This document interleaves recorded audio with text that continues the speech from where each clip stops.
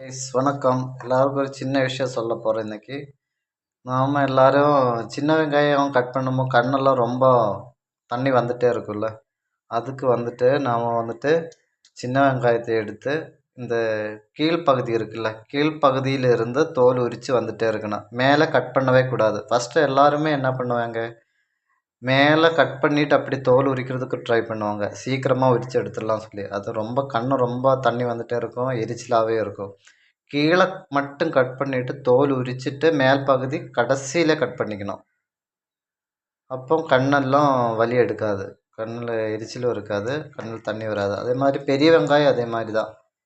இந்த மாதிரி ஃபஸ்ட்டில் ரெண்டாக கட் பண்ணிக்கணும். அதுக்கப்புறமா வந்துட்டு இந்த சைடு அந்த கீழ்ப்பாகம் இருக்குல்ல, அதை கட் பண்ணிவிட்டு தோல் உரித்து வாஷ் பண்ணியதுக்கு அப்புறமா மேலே உரிச்சிக்கலாம். கண்ணில் எந்த தண்ணியும் வராது, கண் எரிச்சலும் இருக்காது. சரியா?